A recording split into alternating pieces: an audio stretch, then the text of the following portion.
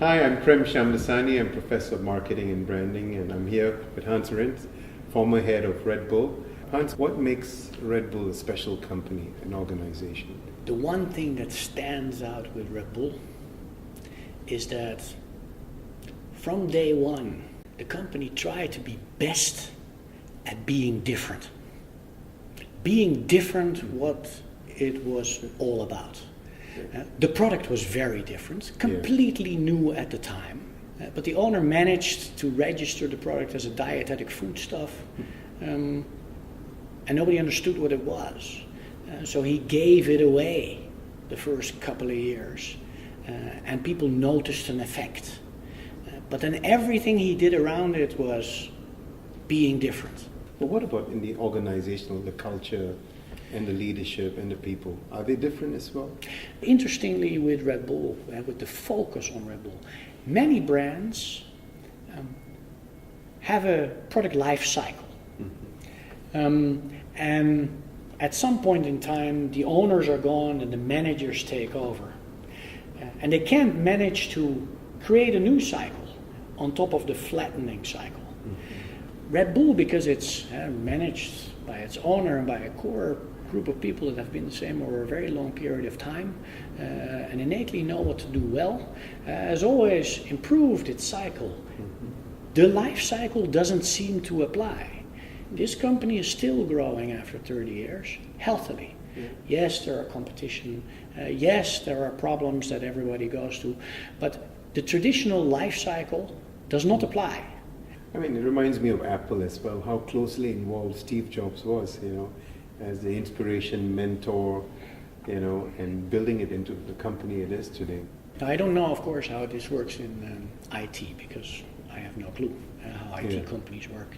But in branding companies, you need to have enormous attention to detail, because every detail, because it's a branded company that sells millions of items, every brand detail counts times millions. So if you don't do the details right, you don't get the picture right. And so I guess also here there might be, from a distance, people might say, they're micromanaging, but in effect they're not. It is about the details.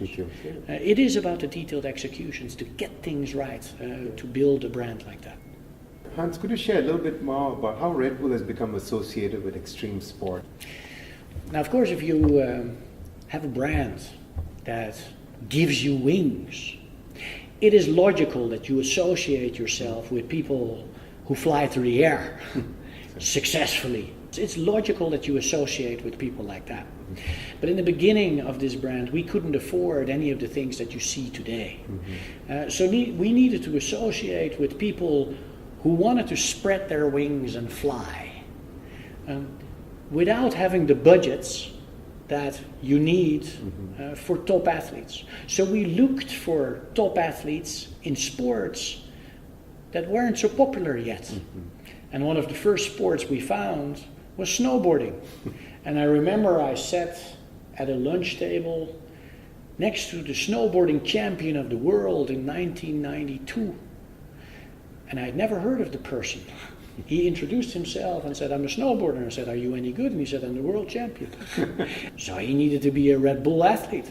He needed to be with us. And through our association with him, we didn't pay him money. We gave him a better snowboard so he could win the next race easier. And he was thankful for it and drank Red Bull because he liked it. He was helped by it. So everything was genuine and it wasn't about money. And this way we worked our way into what they now call extreme sports. Because there are many people who want to fly in their discipline. And there are many people who don't get the big money from all the big sponsors. And there are many people who do amazing stuff that warrant attention from a brand that gives you wings. And that's how we got into it. Great story and consistent with the brand promise as well.